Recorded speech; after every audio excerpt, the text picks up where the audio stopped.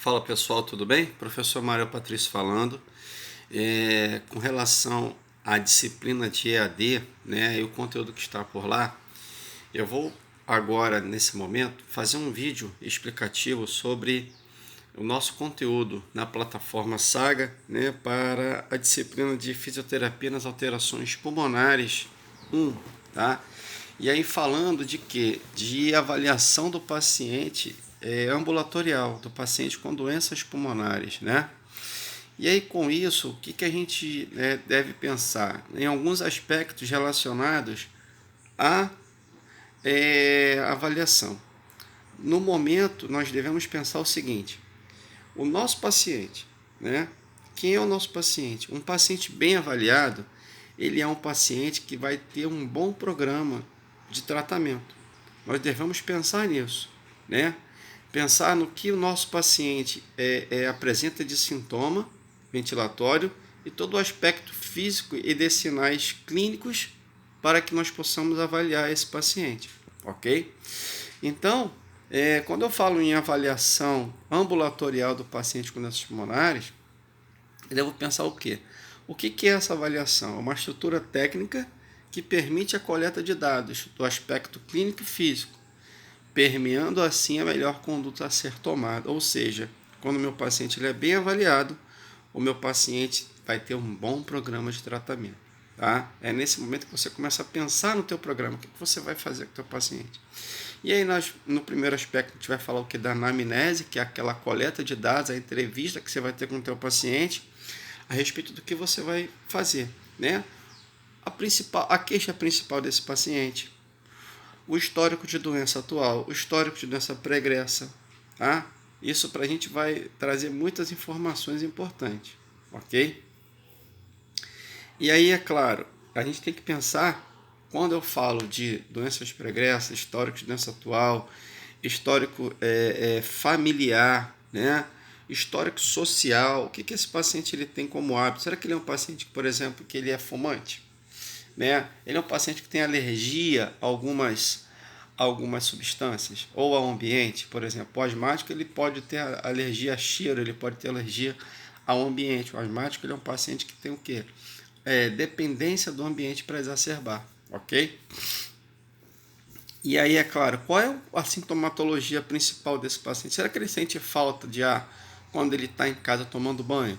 Quando ele está em casa, por exemplo, aquela senhora está pendurando roupa no varal, será que ela sente falta de ar naquele momento?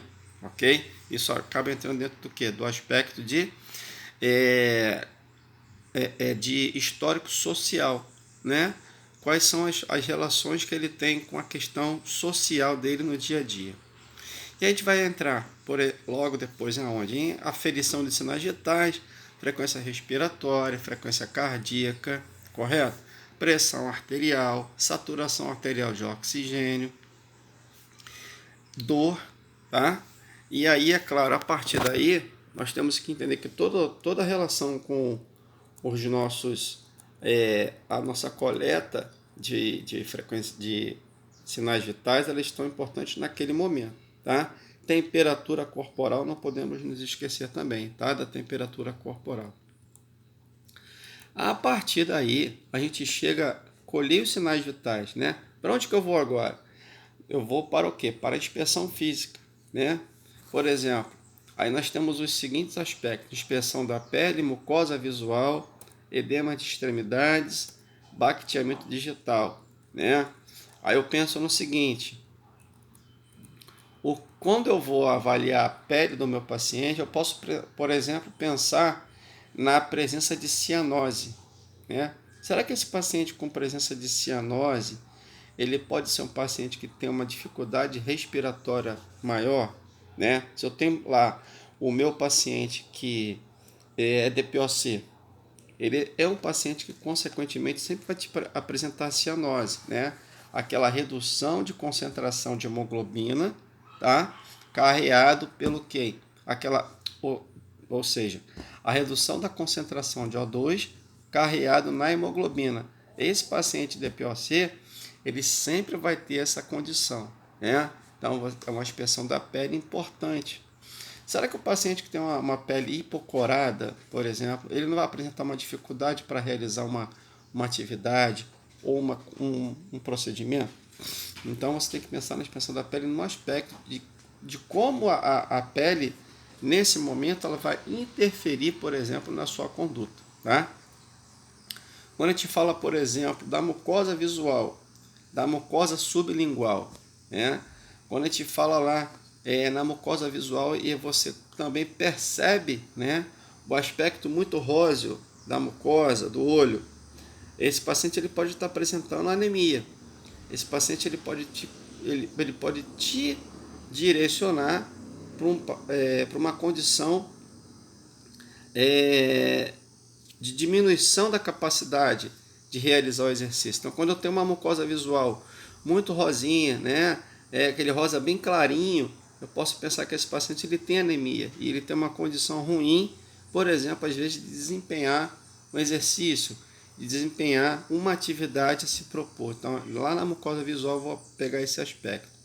Quando eu falo de edemas, né, edemas nas extremidades, né, o edema ele apresenta como preenchimento de espaço intersticial, né, podendo se acumular nas extremidades.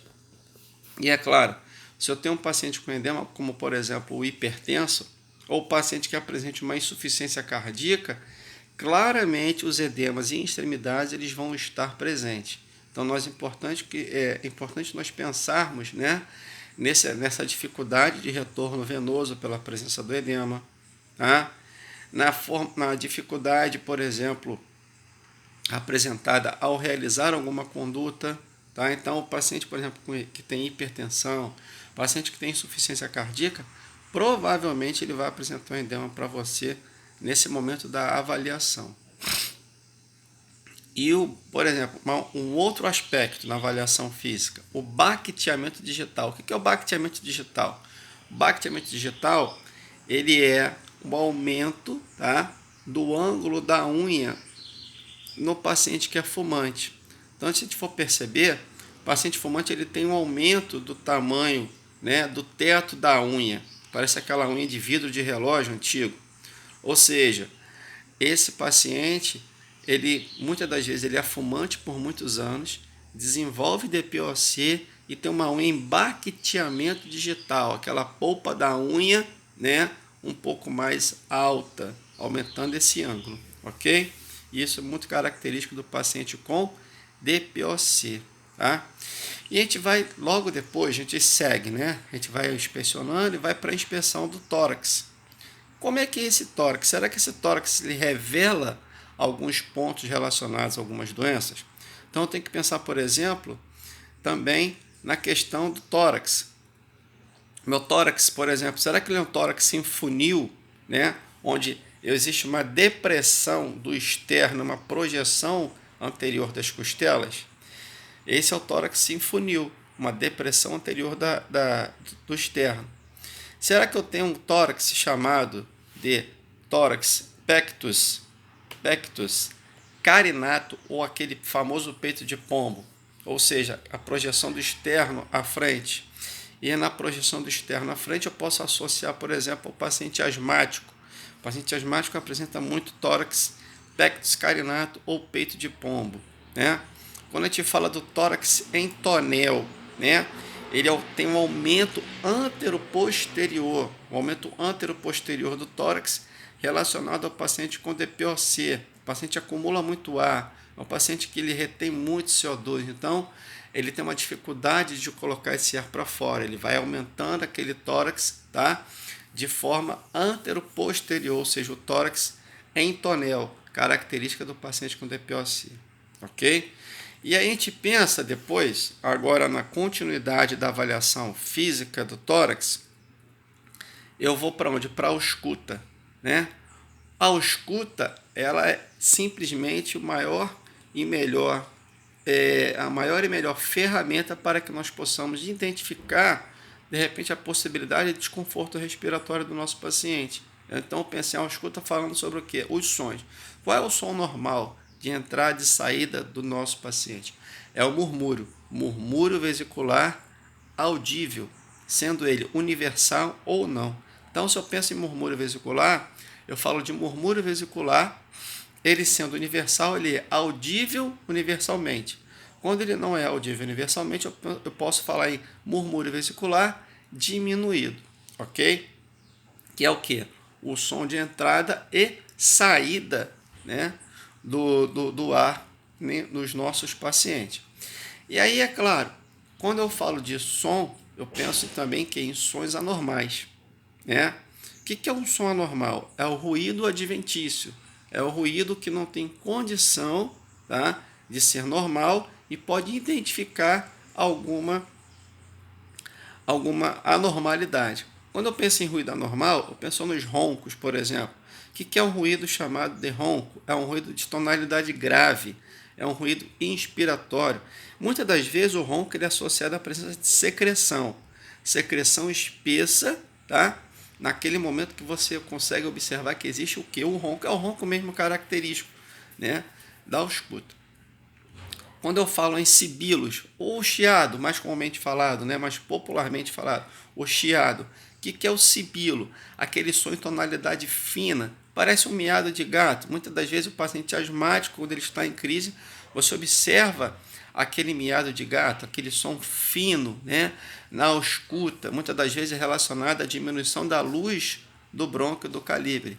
E os estertores? Quem são os estertores? Os estertores crepitantes. São estertores crepitantes ou bolhosos. São sons ouvidos na inspiração quanto na expiração, relacionados à presença de desconforto respiratório eminente. Ok, pessoal?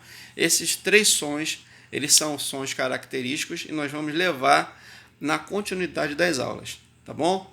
E fiquem tranquilos que ao longo do mês, com a continuidade do trabalho, do semestre, nós estaremos apresentando alguns outros vídeos para vocês. Então, atente-se a esse primeiro momento para que nós possamos depois falar sobre os demais aspectos na avaliação. Grande abraço, fiquem com Deus. Nós estamos aqui e vamos seguir juntos. Tchau, tchau.